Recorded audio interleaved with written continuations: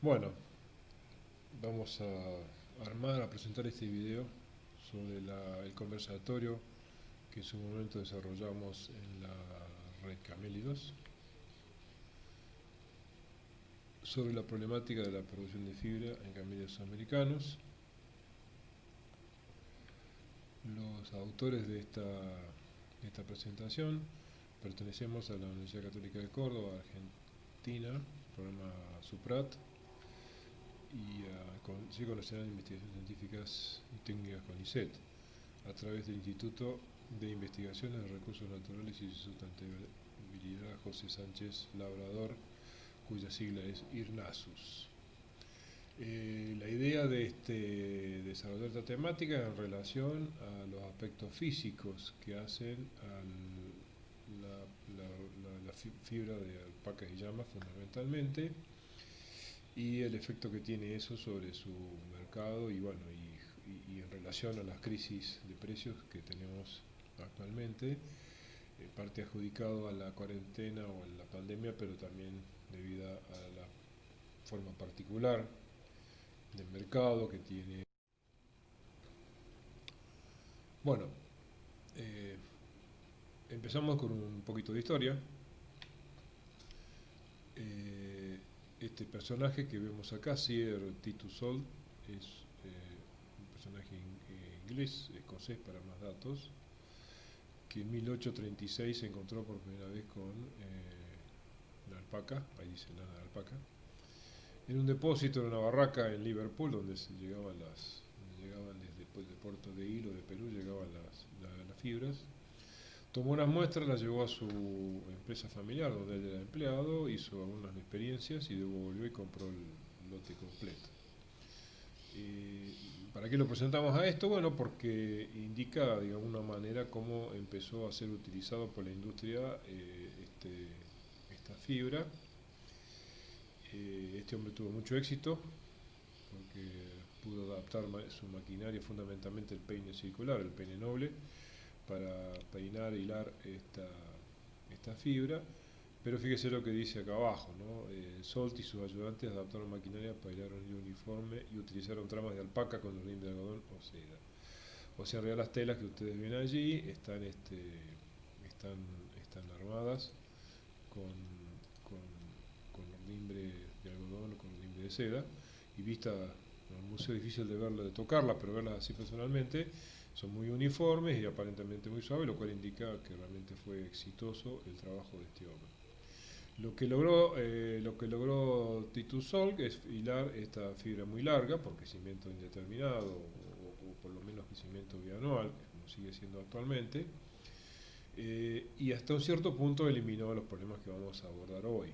De cualquier manera, no lo utilizó para ropa liviana o no lo utilizó para ropa de mucho valor, aunque aquí no nombra una de sus marcas exitosas, que es el Tweed, que viene de la palabra tui, anglizado, ¿no es cierto?, la palabra tui, que es el famoso saco o sacón que utiliza, chamarra, ¿no es cierto?, que se utiliza para jugar al golf. Todavía en algunos lugares se otorga un premio especialmente con eso, ¿no?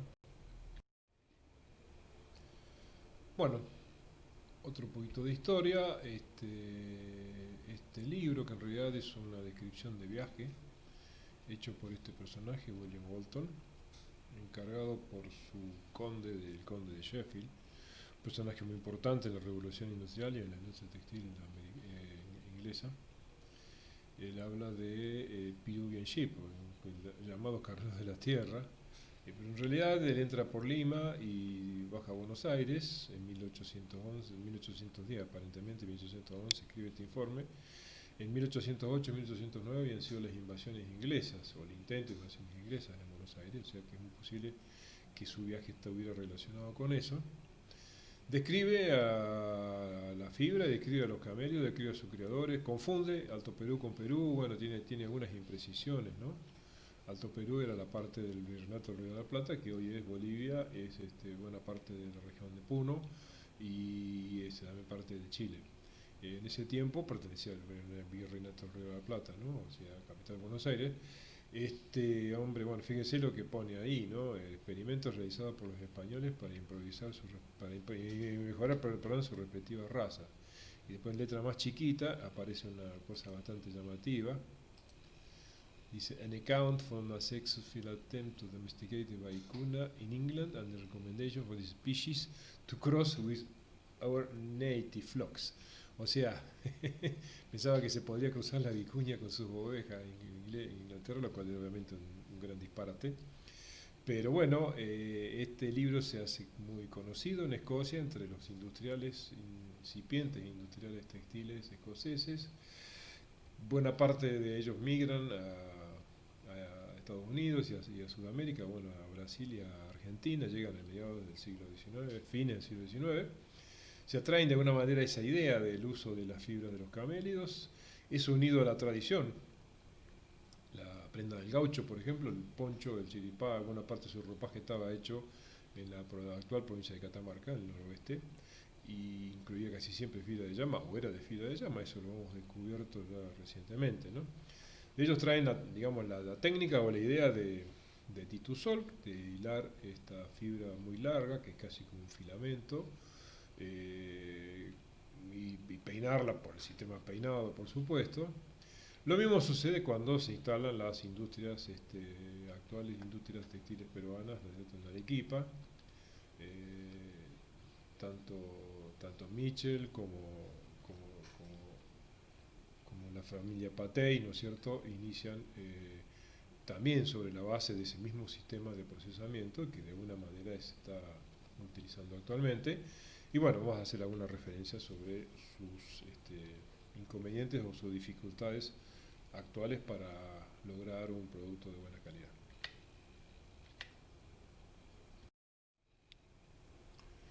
Bueno, para de alguna manera presentar la problemática tenemos que hacer unas referencias a los precios de los productos de las fibras especiales, en la cual están incluidos los top de alpaca, digamos que tenemos de alguna manera la referencia comercial.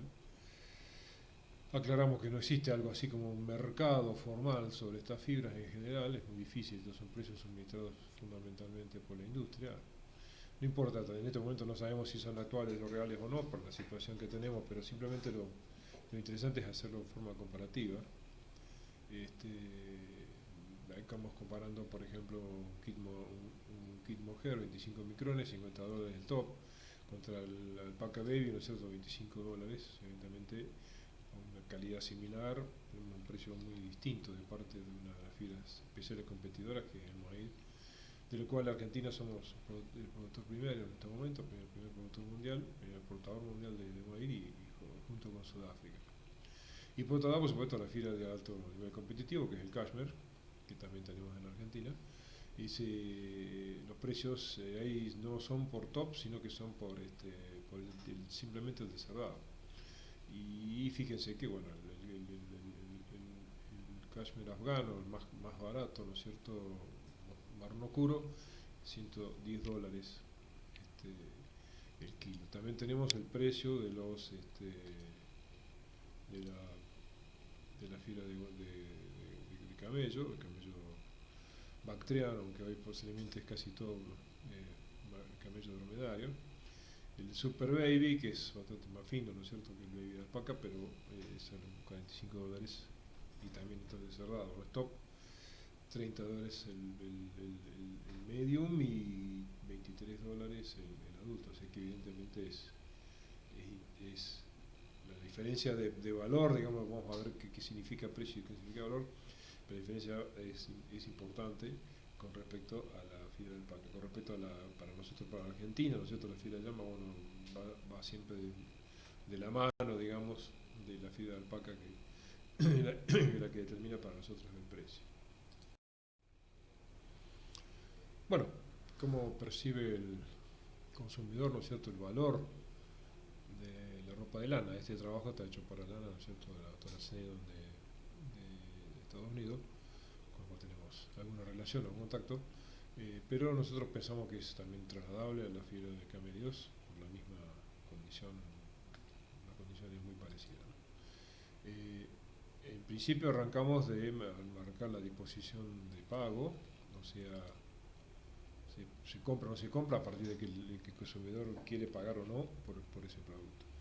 Esa disposición de pago arranca de una cierta concepción de la percepción del valor. O sea, es mejor, me gusta más, tiene mayor valor. Esa percepción de valor está armada de alguna forma por estos componentes.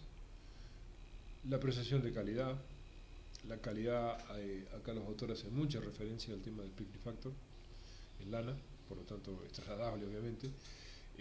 Suavidad y pick factor juegan un rol muy importante en ese caso para hablar de calidad. La otra cosa bien interesante es la percepción de riesgo, o sea, el consumidor dice qué va a pasar con esto, va a quedar así, es lo que dice el stick, es lo que dice lo que estoy viendo, lo que estoy tocando, o después cuando lo compre y lo use va a terminar picando, se va a arrugar, va a generar peeling, va a generar pelotita. Bueno, esa pregunta se refiere a la percepción de riesgo. Y por supuesto, y una cosa muy interesante, hay una percepción con respecto a los precios relativos. Y es importante aclarar acá que la percepción de precios relativos se refiere a los precios de alternativas, no que el mismo producto pueda ser más barato o más caro por una cuestión de mercado, sino que a los precios que tienen las otras alternativas, o sea, las fibras sintéticas o al algodón o a otras fibras. Y ese juega un rol importante en el momento de la percepción de valor, o sea, no siempre la aceptación de lo barato, también muchas veces al contrario, lo caro significa que es algo de mucho valor, por eso es más caro. Y finalmente la disposición de pago va a estar fuertemente influenciado también por esta percepción de precio relativo. O sea, concretamente si tiene una prenda de alpaca y una prenda de cashmere, en que la prenda de cashmere es bastante más cara, va a preferir la prenda de cashmere. Entonces esa es un poco la cuestión, ¿no? Tiene una prenda de merino super fino, de lana, y verso del cashmere va a preferir el cashmere, aunque sea más cara. Después va a decidir si paga o no, pero en principio la decisión arranca desde allí. Y eso es bien importante a tener en cuenta de el trabajo hay algún trabajo más nuevo, este terminó en 2011, hay algunos trabajos de 2015 hechos por la misma autora, que más o menos se enfoca en la misma cuestión, inclusive tomó información en las empresas argentinas para su nuevo trabajo, nosotros hicimos el contacto, y las conclusiones son más o menos las mismas que está obteniendo acá.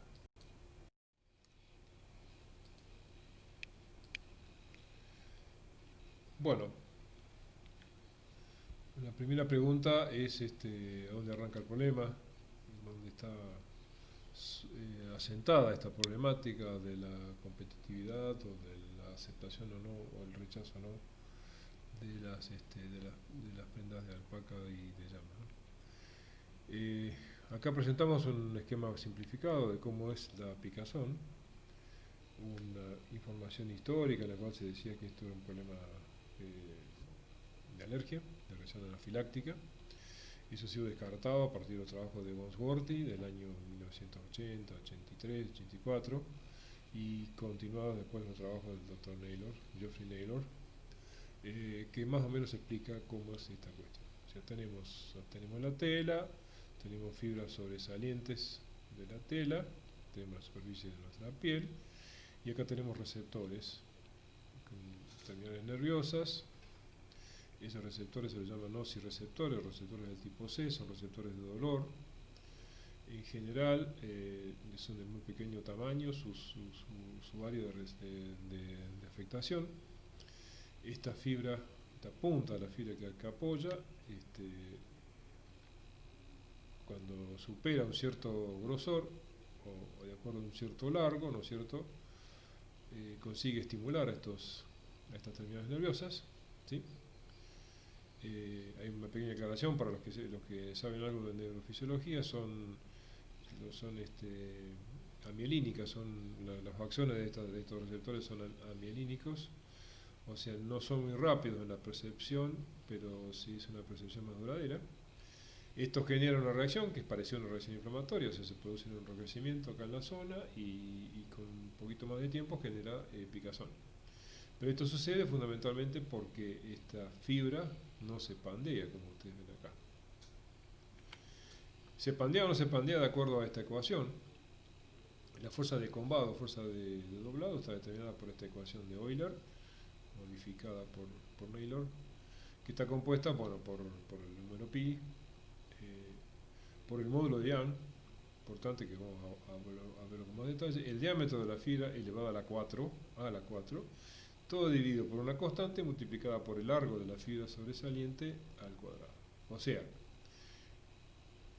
cuando más gruesa es la fibra y más corta es la fibra, más posibilidades hay de que logre esta fuerza mínima expresada en miligramos fuerza, que es más o menos 75 miligramos fuerza, que consigue estimular los nociceptores, que es lo que van a generar como reacción esa percepción de picazón que todos decimos.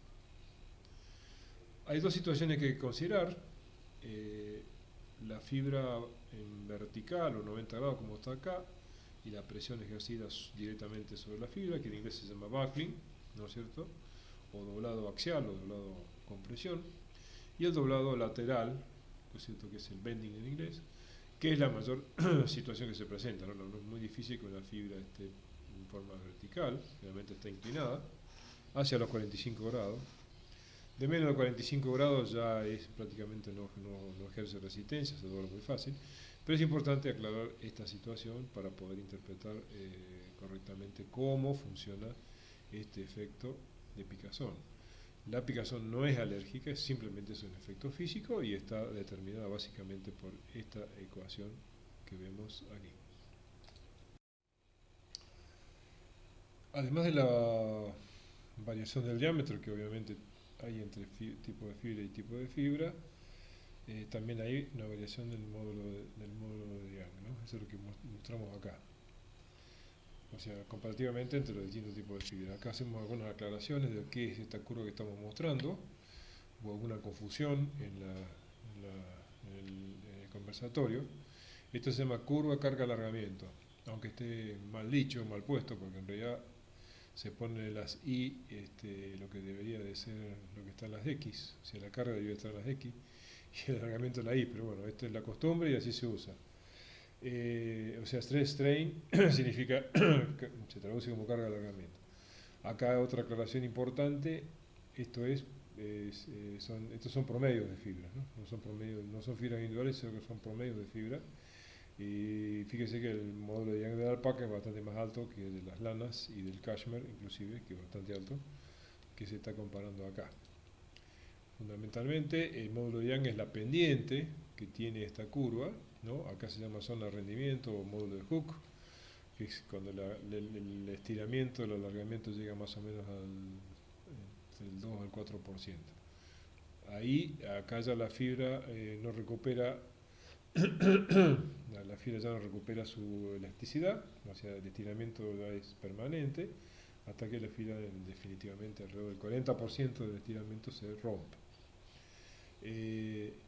Esta misma autora ha hecho otras determinaciones bastante interesantes para ser también comparadas. Acá vemos, cuando nos está comparando con resistencia a la compresión, o sea, fibras más esponjosas, menos esponjosas. Bueno, fíjese dónde está la alpaca. La resistencia a la compresión anda más o menos en el mismo nivel, de casi 6 gigapascales, y la resistencia de compresión es bastante baja, es una fibra bastante comprimible y no recupera la compresión, como sucede en este caso con algunas lanas. Fundamentalmente esta catanina, la lana de bajo crimpado, que es la lana esta que tiene acá, que tiene la menor resistencia a la compresión. O sea, hay una relación entre el crimpado, la ondulación de la fibra, y la resistencia a la rigidez, el módulo Young, y también resistencia a la compresión, como vamos a ver más adelante. ¿No es cierto? El score para carácter en alpacas, tomamos la mecha 1, la que tiene mayor definición de rizo, tiene mejor score.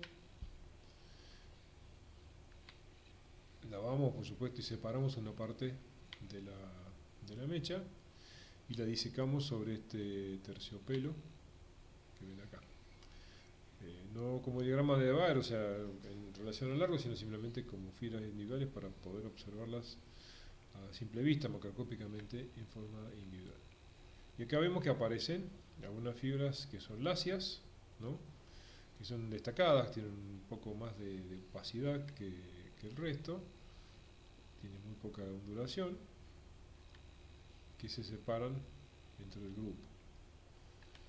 Si aún más a esas fibras las agrupamos, esas fibras que nos llamaron la atención, las agrupamos, vemos acá unos detalles importantes, son láseas, tienen muy poca ondulación, y acá aparece inclusive el efecto baby, o sea, el vellón baby. Este es un vellón evidentemente no esquilado, tenemos la puntita y que es el vellón del nacimiento de la cría, que es lo que se llama vellón baby. Estas fibras genéricamente las denominamos fibras vegetables u observables, es la denominación que generó en su momento el doctor Lawrence Hunter de Sudáfrica para el MOIR, y que nosotros adoptamos también para la fibra de cameleos porque nos parece mucho más apropiado que hablar de cerda. La cerda técnicamente no existe, porque la cerda es el pelo largo y grueso del cerdo, por supuesto, y es el que está en el crin del caballo y en la cola del caballo. En algunos carnívoros también está presente. No existe ese tipo de fibra en los camelios, pero la gente genéricamente le llama cerda. Y acá nos parece más interesante adoptar esta denominación de fibra objetable, o sea, fibra que es más gruesa, más lacia y por supuesto más rígida, cosa que vamos a demostrar seguidamente.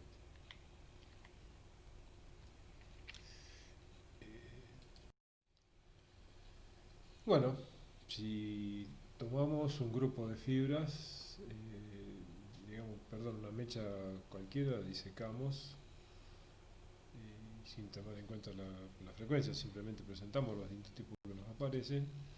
Este es más o menos el panorama que tenemos. Aparecen las fibras gruesas, estamos viendo acá,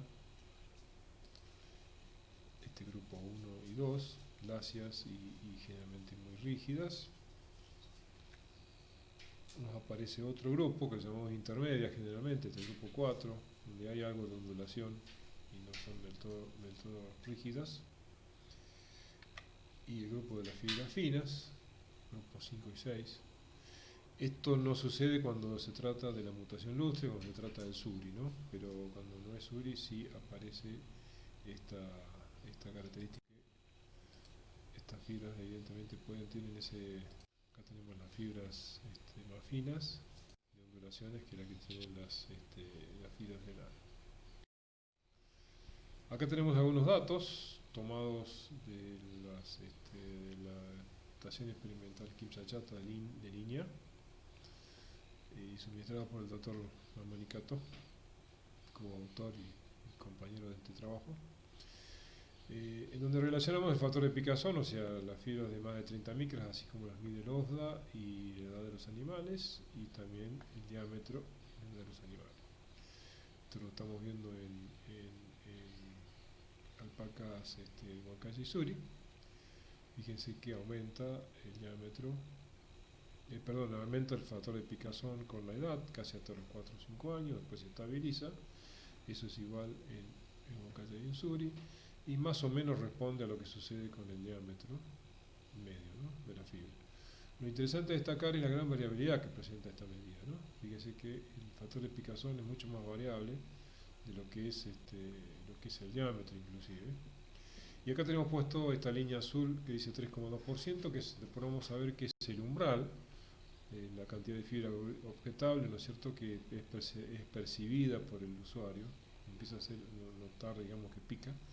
Y fíjense que hay muy poca, en todas estas tropas hay muy poca fibra, que realmente está en el límite o está por debajo de ese 3,2%, lo cual indica que buena parte, prácticamente toda la fibra, tanto Huancayo como Suri, en realidad pica.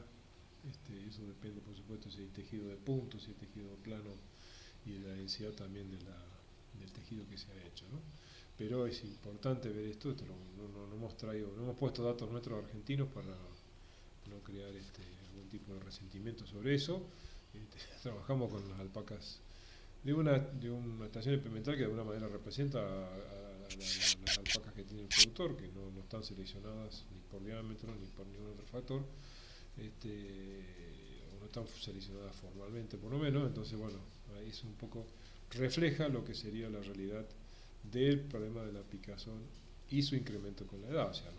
Tenemos inclusive los animales muy jovencitos, todavía están arriba del 3,2%, que es ese umbral que después vamos a explicar.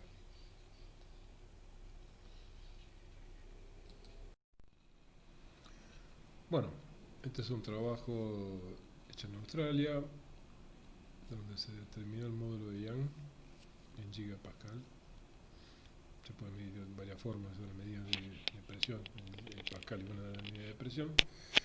Eh, pero acá se expresa la medición de fibras individuales y en relación al diámetro. Como ustedes pueden observar, hay un incremento del módulo de Young casi lineal hacia las 30 micras. Ahí tienen la ecuación cuadrática que está indicando más o menos,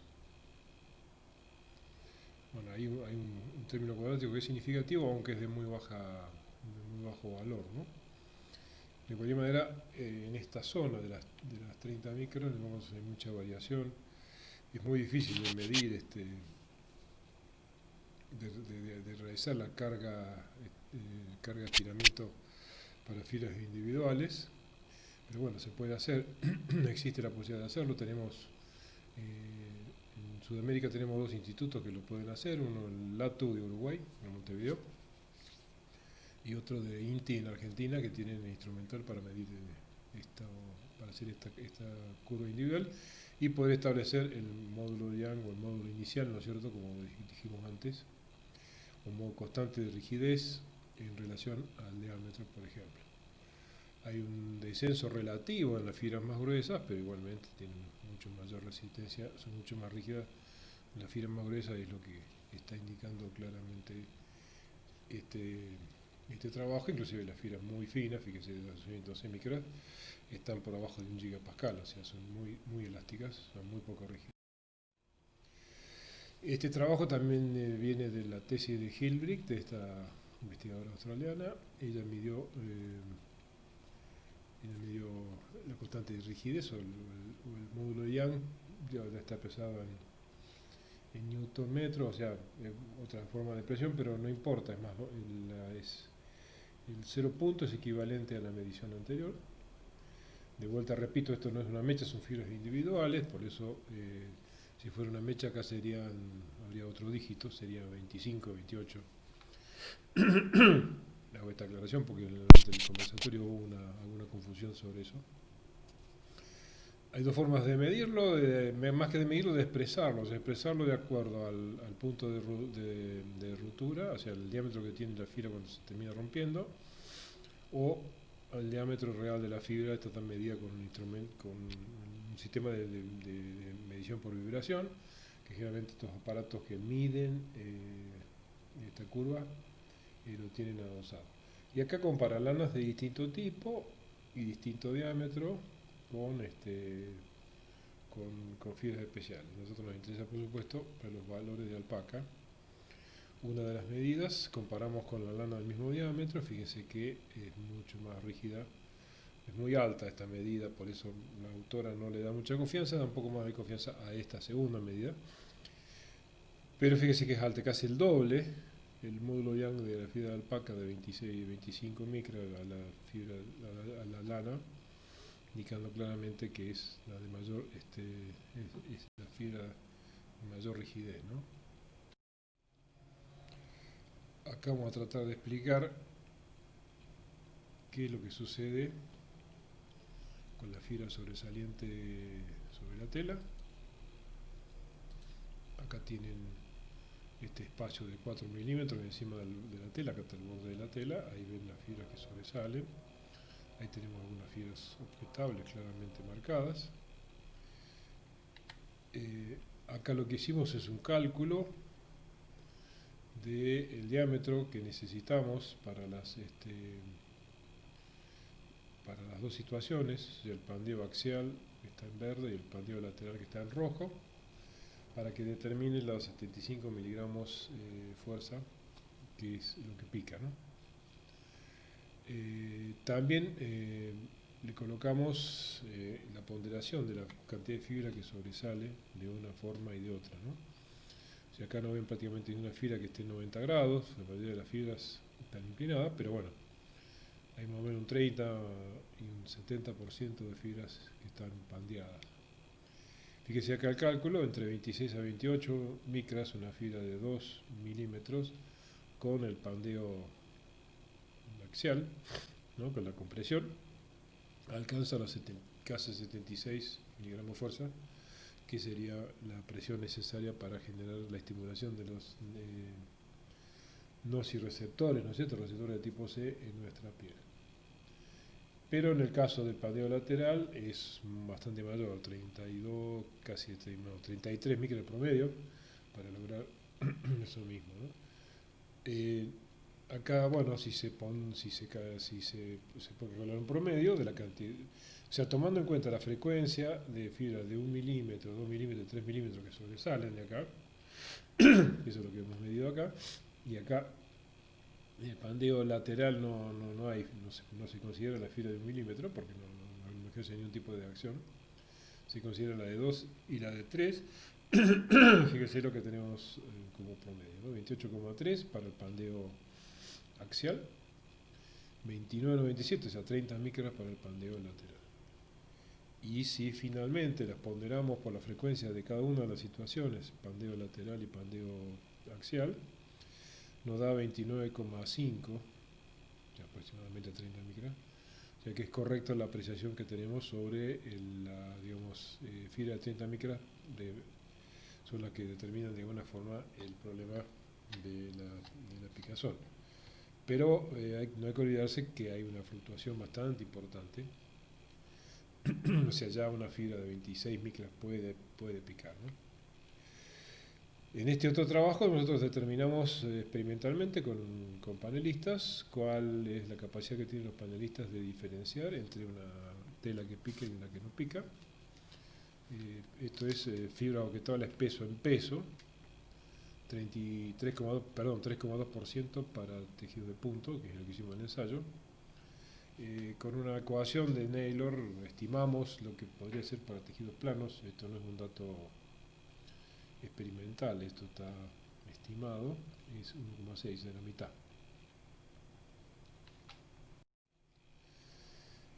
Bien, si tomamos si aplicamos la ecuación de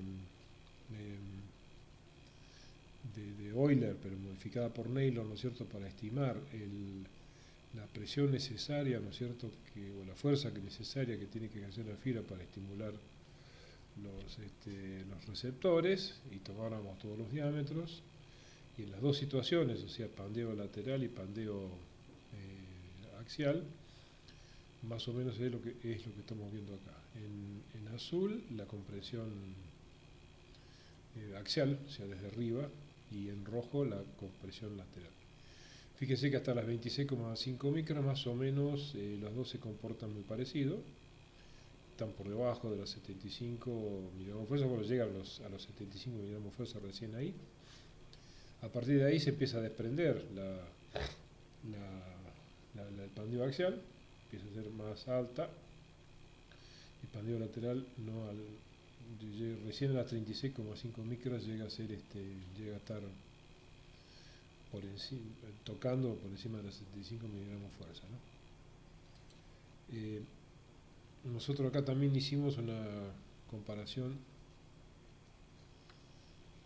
ahí están las dos situaciones para entenderla mejor. El azul, el pandeo axial, el rojo, el pandeo lateral. Aquí hicimos una comparación de muestras de T para muestras pandeadas, para muestras apareadas, perdón, con una probabilidad unilateral izquierda, ¿no? O sea, hasta esta parte izquierda de la curva indica que no es significativa la diferencia entre las dos situaciones, o sea, pandeo compresión axial y pandeo lateral, pero sí a partir de la 26,5, o sea, en la segunda parte de la curva sí es altamente significativa. Esto indica claramente de que hay una relación importante con el diámetro y las dos situaciones en las cuales se presenta este efecto de la picazón. Volvemos a reiterar, y sin que quede demasiadas dudas, de que esto se debe solamente a un efecto físico.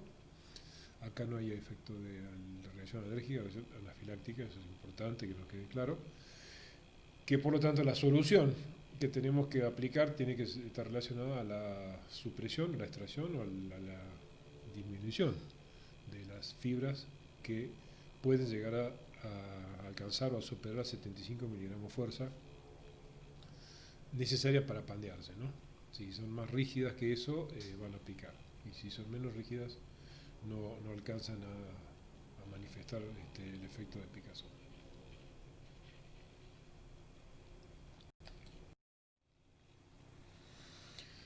Bueno, ¿qué pasa con la relación del diámetro y el factor de picazón? Está claro que no estamos hablando de factor de confort, sino que estamos hablando del inverso, ¿no? El factor de picazón. O sea, porcentaje de fibras que tienen más de 30 micras o porcentaje de fibras que alcanzan esa presión que dijimos hoy, por el cual pica.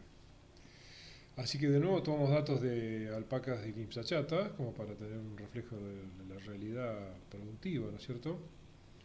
Y acá presentamos dos formas de evaluarlo a esto. Uno es la clásica ecuación de Naylor, que fue desarrollada para lana, es una ecuación potencial, donde el diámetro está expresado sobre 30. Este factor que ustedes ven acá abajo, o sea 0,50, 0,55, es sobre, o sea que 0,50 hasta 15 micras, ¿no? Y bueno, ahí tienen el exponente y la ordenada al origen. Esta forma clásica nosotros la hemos mejorado incorporando la regresión segmental en dos tramos o regresión en dos tramos, que se puede hacer con modelos mixtos, digamos, no lineales también. Bueno, nosotros trabajamos con un programa específico para hacerlo, ¿no?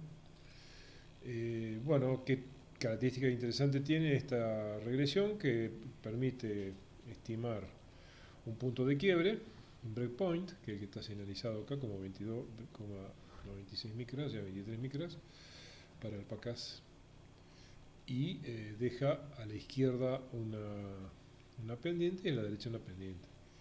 A la izquierda la pendiente es más o menos de un 1%, o sea, el aumento de una micra genera más o menos hasta las 23 micras un aumento del 1% en factor de picazón.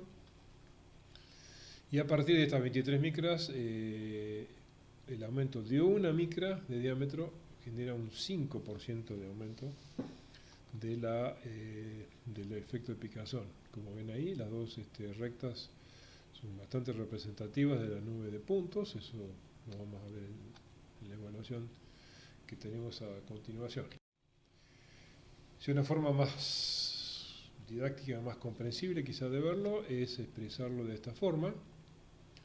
Acá tenemos, bueno, hemos incorporado también los valores de llama.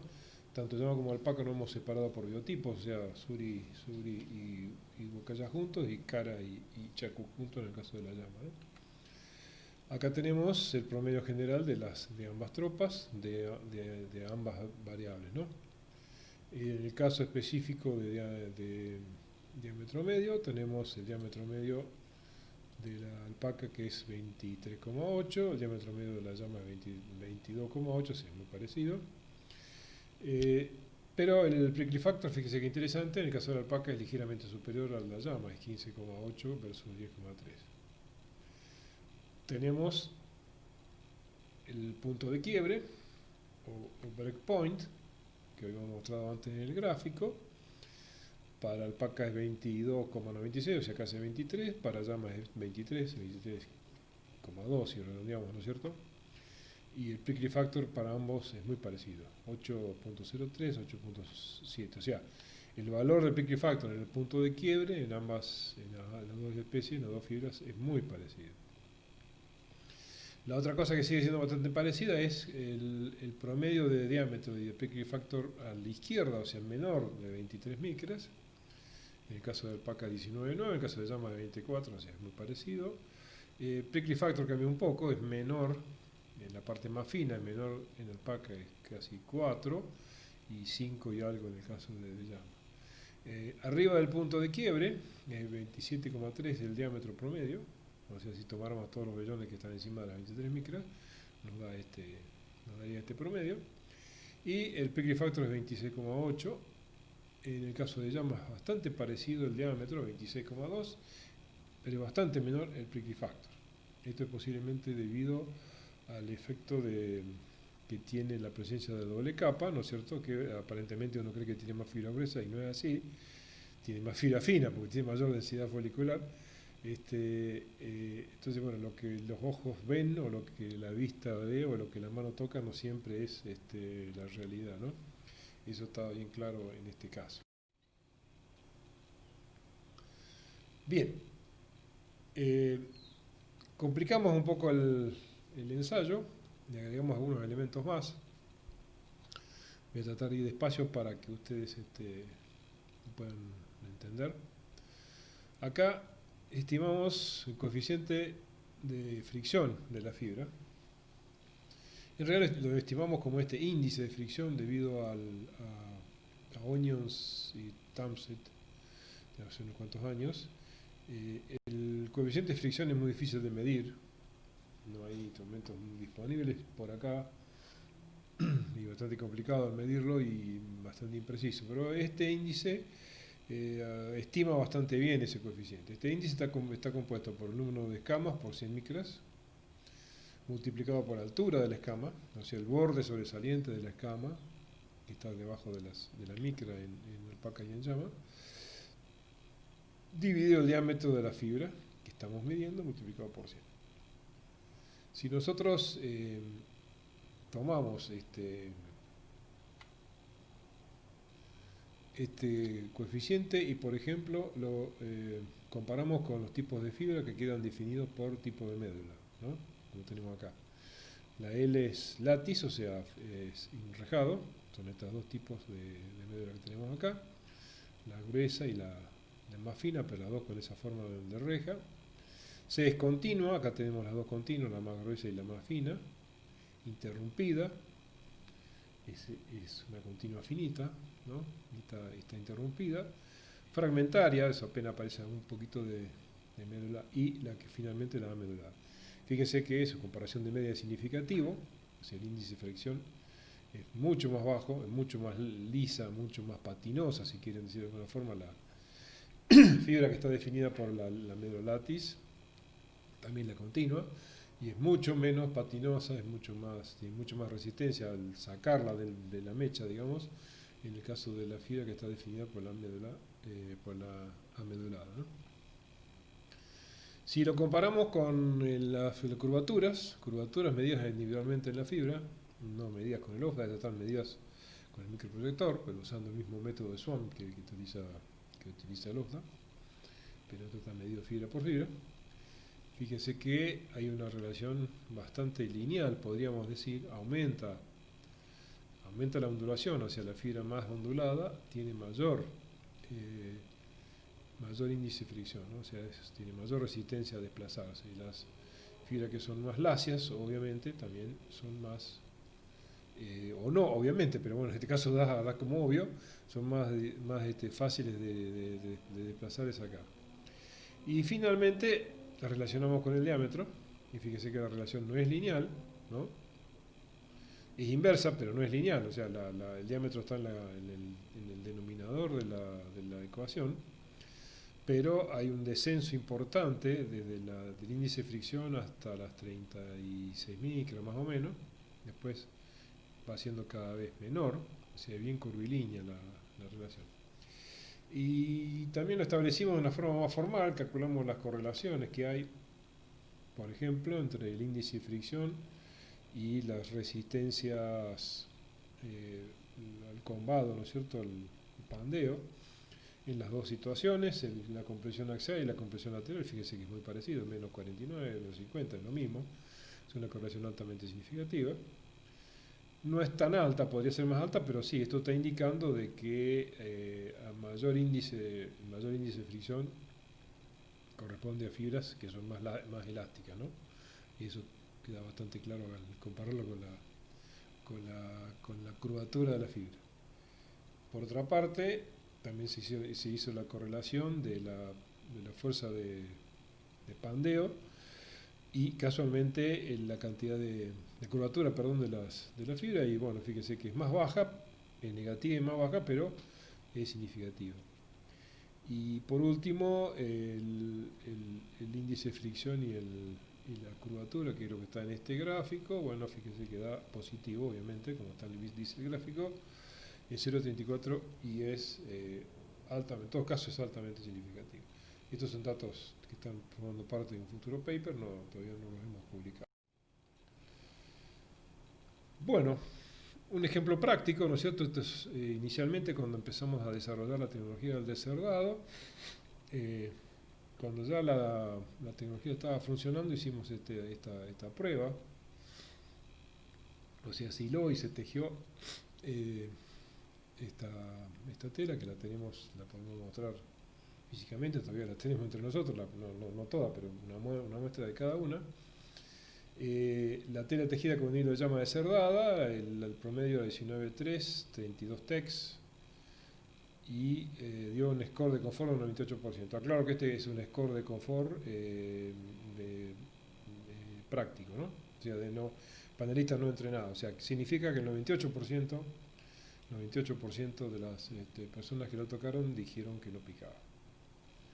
La otra tela, que es de diámetro, que es del mismo hilo, perdón, de la misma fibra, misma lote de fibra, 19,3 micras, pero fíjese que dio un hilo más grueso, 45 tex. Estamos hablando de la determinación directa, ¿no es cierto?, del título. El score de confort es del 2%. Solo 2% de los panelistas que lo tocaron, de las personas que lo tocaron, esto es bastante informal, en general personas que pertenecen al mundo de la comercialización de prendas textiles, ¿no? Solo un 2% dijo que no picaba. ¿Por qué? Bueno, siempre hay una variación individual en los test estos de los panelistas, hay que tenerlo en cuenta. No sabemos bien por qué, pero realmente, bueno, esas personas dijeron que no picaba, pero bueno, de las casi 30 personas que utilizamos para la prueba, bueno, solo un 2% tuvo esa diferencia. Pero fíjese claramente cómo se ve el perfil de la tela. Acá no se observa ni una fibra sobresaliente. Esto es un artificio, la foto. Y fíjese que sin descerdar, en este caso se llama Argentina, ¿no? Fíjense, ahí ven la fibra vegetable. Ahí tiene una que está a 90 grados, otra que casi está a 90 grados. Esta, evidentemente, cuando uno la toca, se da cuenta que estas dos telas pican, y esta tela pica, perdón, y esta amén de más suave no pica, y es bien llamativa la cosa. Bueno, acá vamos a presentar un ensayo hecho esta vez en Turquía por esta investigadora, Cipire Melik, con la cual hemos tenido contacto en su momento, digamos, tomado más información de su trabajo. Esta persona hicieron un ensayo muy interesante. Utilizaron viscosa. Viscosa es una fibra vegetal, pero extrusada, tiene 13,6 micras de diámetro, o sea, un poquito más fino que el algodón. Los tejidos de esta fibra no pican, asegura que no pican, y le mezclaron distintos porcentajes, 10, 20, 30% de las respectivas fibras que tuvieron ensayado. Cashmere 14,8, o sea, casi 15 micras de promedio, lana de 21,5 micras, seda, pelo conejo de Angora, pelo mohair, kit mohair 20,32 micras, y alpaca de 28,2 micras. Acá tienen el factor de picazón para cada uno de los casos: la alpaca 26%, el mohair 8%, el pelo de Angora, que tiene el pelo grueso, tiene 1%, y la lana tenía un 4%, las demás no tenían nada y no picaba. Comparamos, entonces, la picazón está expresada como 1, picazón extrema, o sea, al revés de la escala que normalmente usamos, pero bueno, y 5, no perceptible. Entonces fíjese que alpaca y mohair se comportan muy parecido, a pesar de que la alpaca tiene mayor cantidad de fibra gruesa, pero en la dilución tienen un comportamiento muy similar. El factor de picazón, cuando es 100%, es muy alto para ambas fibras, ¿no? La dilución, ya con un 10%, así ya se nota que pica. La fibra de pelo de Angora y el cashmere se comportan igual, no pican. Y interesante la lana, cuando es 30% de lana y el resto es viscosa, ya el factor de picazón es marcado, estrés no es, esto está acá. O sea, va siendo perceptible, va siendo bien importante. Para verlo con un poco más de detalle, nosotros calculamos cuánto serían el porcentaje de fibras objetables que hay en cada dilución y tomamos los datos que ellos toman de comparación de medias entre las distintas diluciones. En el caso del Moair, el 10% de Moair y 20% de Moair no son significativas entre sí, pero sí el 30%. 30% ya significativamente pica más y tiene solo un 2,4% de fibra vegetable, ¿no? Y por supuesto que tiene 8, pica mucho. En la lana pasa un comportamiento parecido, fíjense qué interesante, 30% de lana es significativa, o sea, el panelista la diferencia de la que tiene solo 20, y entre 20 y 10% no hay diferencia significativa, pica muy poco, y por supuesto la que tiene 4%, esa lana pica mucho. Dejamos de lado cashmere y seda porque no pican, solamente acá en pelo de angora, bueno, los que tiene 1%, pica bastante. Y lo que nos interesa es que la alpaca del 10% es significativo con respecto al 20%, o sea, el 20% pica bastante más. Uno diría que 10% de alpaca no debería picar tanto, tiene solo un 2,6% de fibra vegetable, sin embargo, está muy cerca del 3%, ¿no? Fíjense que hay varios panelistas que dicen que pica porque está debajo de 3%. Y por supuesto el 20 y el 30% son significativos y son diferentes con respecto al 100% de alpaca. O sea que realmente, y por supuesto la viscosa pura no pica. La viscosa pura es la que logra el máximo puntaje y no pica. Esto es un estudio hecho en otros lugares del mundo, que por ahí hay gente que no entiende demasiado de esta fibra o no tiene el acervo cultural que tenemos nosotros. Pero es importante analizar estos trabajos porque nos dan una idea realmente de la realidad que sucede, ¿no? Ustedes podrán decir, bueno, pero la alpaca era gruesa, podemos usar alpaca más fina, sí, por supuesto, pero tomando en cuenta los datos objetivos, así es la cantidad de fibra objetable que le queda en cada dilución con viscosa y, bueno, fíjese el efecto que detectaron. Y lo interesante es que usaron panelistas solo de la industria, no usaron panelistas del público, ni comerciales, ni vendedores, comparadores de tela, sino que tomaron gente de la industria que se caracteriza generalmente por su objetividad, digamos, gente mecánica, gente que no tiene demasiado interés, que sea buena o mala, o se venda caro o barato lo que están haciendo, porque a ellos le pagan un sueldo. Entonces es bien interesante en ese sentido la objetividad que ha tenido este tipo de análisis, ¿no? Así que es bien notable poder acceder a esta información. Bueno, esta es otra tabla de la doctora Hilbrick, que ella trabajó sobre la suavidad y estableció con panelistas el ranking de suavidad de distintos tipos de fibras, lana y más cashmere y alpaca. Ahí tienen, bueno, cuál es el ranking de ella. También, el 1 es el más suave y el 6 es el menos suave.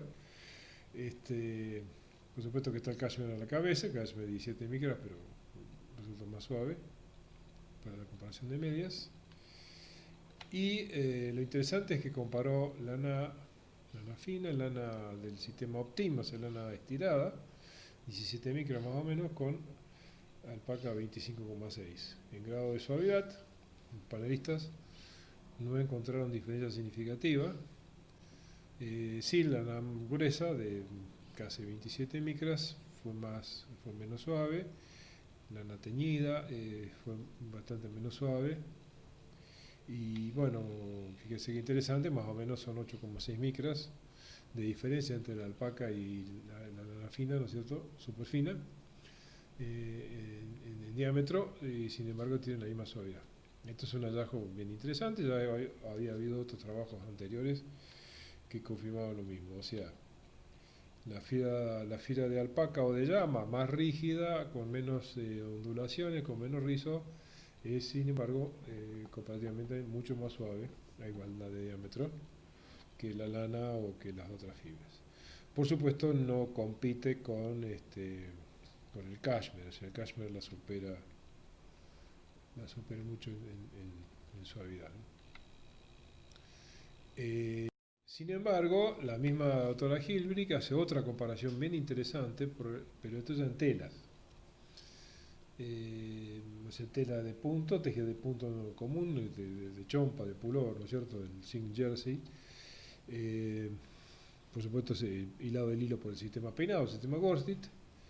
Lana y alpaca, respectivamente. Varias tipos de lana, pero de diámetros similares, versus alpaca, y acá aparece una sorpresa. La lana de 26 micras y la alpaca de 26 micras, en la tela no encuentro diferencia significativa en suavidad. A diferencia de lo que se había visto en el top, en la mecha peinada, ¿no? Donde había visto realmente mucha diferencia a favor de la alpaca, acá no hay diferencia. Es bien llamativo. El machine tightness es el factor de densidad, ¿no es cierto? El factor de cobertura que tiene la tela. 13, 14, 15 digamos, 15 es más densa que 13. Fíjese inclusive que las telas de alpaca que eran más densas, la 14 y la 15, son menos suaves que todas las demás. Acá resultó sorprendente para la autora, cuando discuten bien esto y evidentemente la culpa se la echan a la estructura del hilo y a la estructura de la tela que resulta de la alpaca y de las lanas, y la dificultad en el caso de la alpaca de lograr un hilo uniforme y menos peludo.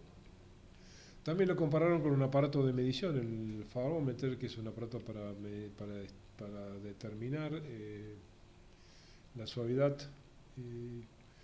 Y acá viene un problema, cuando comparan las determinaciones de alpaca y lana, entre el aparato y los panelistas, la correlación es muy baja. O sea que ese 0.23 que ven ahí no sería muy utilizable el aparato, digamos, en este caso. Pero fíjense que interesante las imágenes de la foto que tienen abajo, la A y la B. La A es la de lana teñida, y B la alpaca. Fíjense que hay sobresaliencia de fibra gruesa en el caso de la alpaca y no hay sobresaliencia en el caso de la lana. Entonces, evidentemente, acá llegamos a una pequeña conclusión inicial. Las fibras objetables, las fibras más rígidas, las fibras más gruesas, son expulsadas de alguna forma hacia afuera en el hilo cuando se hila. Eso ya está determinado en algodón hace muchos años, y también se lo determinó en lana. O sea, la pilosidad está determinada más por fibras gruesas y rígidas que por fibras finas y elásticas, ¿no? Entonces eso posiblemente es lo que refleja acá. Por supuesto la alpaca no está descerdada, o sea, es alpaca entera. Posiblemente eso en lo que no se pudo apreciar en el top, sí se pudo apreciar en el hilo y en la tela. Y eso podría haber explicado la razón por el cual no se encontró diferencia significativa con lana del mismo diámetro. Bueno, estos son algunos trabajos nuestros, publicados el año pasado. Trabajamos con telas de llama de los distintos tipos de vellón, deserdada y no deserdada. En la tabla de arriba comparamos la densidad lineal, o sea, el título, expresada en text. Y ahí tenemos, por ejemplo, en simple capa en ilustre, que el deserdado más fino, cual como hemos visto en la tela anteriormente, ¿no? El título es menor, así es más fino, que no deserdado. Si obviamos los tipos de vellón y comparamos directamente deserdado o no deserdado, respecto al título, el estimado del no deserdado es bastante más grueso que el estimado del deserdado, o sea, 21,14 versus 14,14, y en el medido es 23,8 en el no deserdado y 18,8 en el deserdado. El estimado es obviamente estimado por la ecuación de Martindale, ¿no?, que se usa comúnmente en la industria para predecir el título. No dio en el caso del deserdado, subestima bastante En el caso del no deserdado dio bastante bien entre los dos. En el otro cuadro se comparó la regularidad del hilo como regularidad de masa, coeficiente de variación de masa, o sea, el distinto título del hilo a lo largo de la madeja. Y acá lo mismo, entre los tipos de vellón se encuentran dos, el simple capa y el minustre, en donde es mucho más uniforme el deserdado, significativamente más uniforme el deserdado que el no deserdado. Y cuando hacemos el cálculo sin tomar en cuenta los tipos de vellón, también el no deserdado es más desuniforme, 49%, fíjese, el estimado, 31,5 el medido, que el deserdado, 26 y 28, en ambos casos la diferencia es significativa. Y acá hay una cosa interesante en esta variable medida, cuando se lo presentamos a los especialistas textiles, que habitualmente están acostumbrados a tener un coeficiente de masa bastante más alto en los hilos que ellos trabajan. Así que les llamó la atención esta media, 31,5 para el no deserdado y 28 para el deserdado. Pero bueno, es significativo, o sea, el deserdado da un hilo más fino y da un hilo más uniforme, lo cual indica que las fibras objetables tienen un efecto además sobre la estructura y sobre la constitución del hilo y de la tela, que es un poco lo que se había demostrado en Australia con la fibra de alpaca, ¿no? Bien, entramos en el aspecto ya de uno de los ensayos de deserdado, pero no nos vamos a referir acá al deserdado en sí mismo, eso será un tema de otro video, de otro trabajo, pero simplemente queremos mostrar qué es lo que sucede con las fibras rígidas, las fibras gruesas, las fibras objetables, cuando se las extrae. Acá tenemos, esto es top de alpaca baby, hicieron 6 pasadas de cerdado, y tenemos en azul lo que es el producto, o sea, lo que sigue de largo, y el rojo el subproducto, lo que cae abajo. Hay que prestar atención porque la escala es muy distinta, hacia fibra gruesa peso en peso. Fíjense que la escala de la derecha es 56,12 y la de izquierda es 8,1, o sea, lo que cae abajo obviamente es fundamentalmente fibra gruesa. Con respecto al diámetro, a pesar de que arrancamos con 22 micras, o sea, con un baby, baja el diámetro de fibras finas. Acá no es solo el diámetro total, sino que es de fibra fina. Fíjense que eso es notable para marcarlo.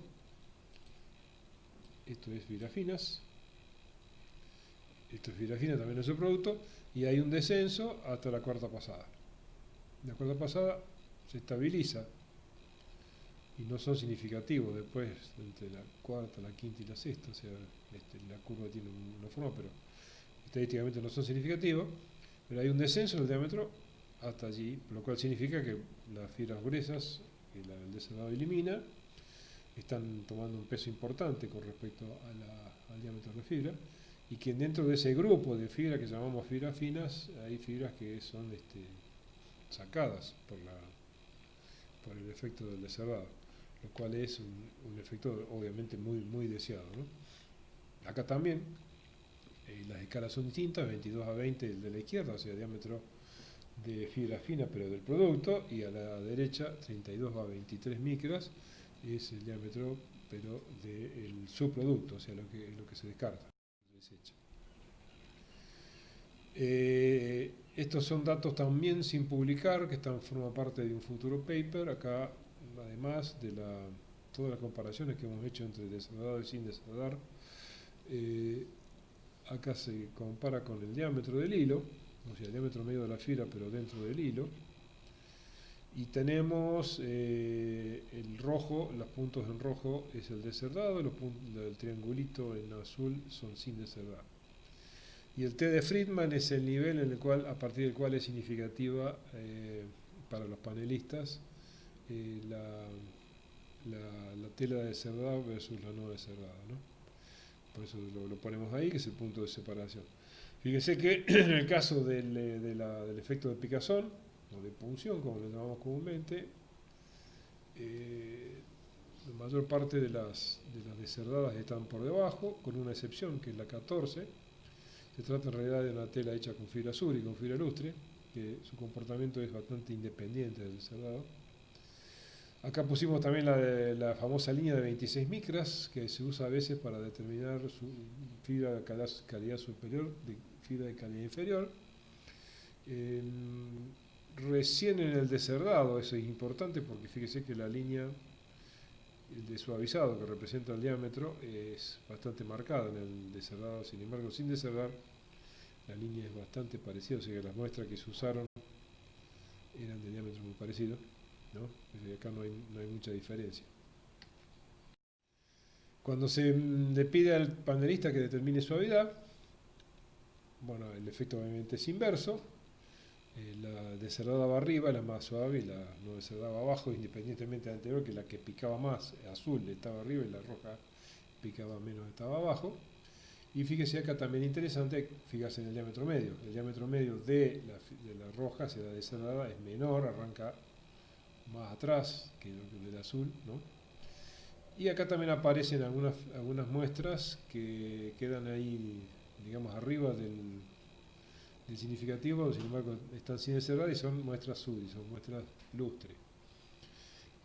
A medida que nos vamos alejando del diámetro, vamos engrosando, por supuesto la suavidad desciende, inclusive en el descerrado. Eso es real.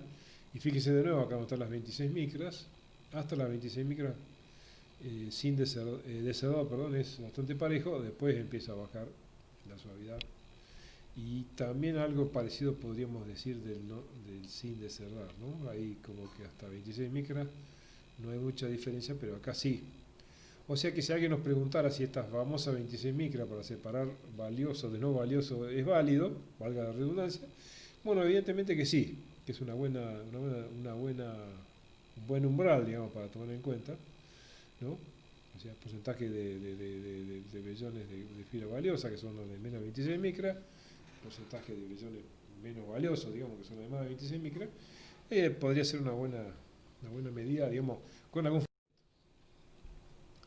Otra cosa que se le pidió a los panelistas que determinen la frescura, o sea, si le es más cálido o más fresco a alguna de las dos.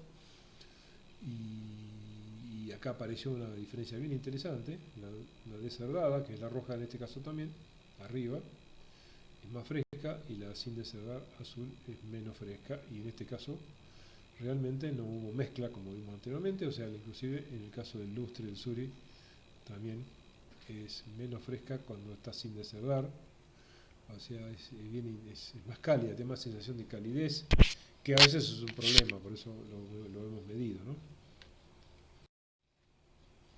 También se le pidió la apreciación sobre la lisura de la tela, si la tela era lisa o era menos lisa, o si era más áspera la sensación de la tela. Y acá también los descerdados, o sea, la que tienen menos fibras objetables, dan hilos o dan una tela que es más lisa con relación a la sin descerdar. Y finalmente se les pidió la preferencia, o sea, con cuál se quedaría, con una con otra. Y acá perfectamente queda determinado de que la tela que tiene muy baja fibra objetable, o que tiene menos del 3,2%, es preferida con respecto a la que no es, y eso es independientemente del diámetro, ¿no? Inclusive, en el caso de las gruesas, los panelistas optaron por quedarse con la descerdada. Salvo el caso de la 14, que fíjense que las dos, la descerdada y sin descerdada, están muy parecidas en la preferencia de los panelistas, indicando que, bueno, el caso del lustre y del Suri, el descerdado no cambia mucho la apreciación, por lo menos el método que se usó acá. Es posible que con otros métodos sí logremos el cambio, pero aquí no fue, y fueron también muestras de 26 micros, más o menos, o sea, quizás más gruesas, la diferencia se verá marcada. Esto, bueno, es un poco lo que nosotros queríamos mostrar como nuestras propias experiencias en esto. Por ahí cuando esté el paper listo vamos a tener más datos para discutirlo, pero acá no queremos hacer una referencia al descerdado en sí mismo, sino que simplemente queremos hablar de lo que hace la fibra gruesa o las fibras rígidas o las fibras objetables dentro de la tela, ¿no? Dentro del hilo de la tela, en lo que respecta a los consumidores. Bueno, y llegamos a lo que llamamos a modo de conclusiones o conclusiones. Lamentablemente en el conversatorio esto no se pudo hacer, se tergiversó, algunos de los colegas participantes del conversatorio no entendieron la consigna y hablaron en este espacio de otra cosa, pero bueno, la idea era aportar alguna conclusión con el apoyo, con la participación de los panelistas y de los oyentes, ¿no? Bien, sin embargo eso lo hemos hecho independientemente después y acá lo vamos a aportar. Eh, bueno, los aspectos físicos que hacen a la pérdida, digamos, de competitividad o a la pérdida, podríamos decir, de calidad, de alguna forma, de la fibra de camelías está relacionado, obviamente, al hecho de que son vellones mixtos o son vellones heterotípicos, o sea que hay distintos tipos de fibras y sí la presencia de las fibras objetables, ¿no? Esas fibras objetables más rígidas, más lacias, más patinosas, son las que emergen en el hilo y generan, entre otros, el problema de la picazón, pero también afectan la calidad del hilo en general.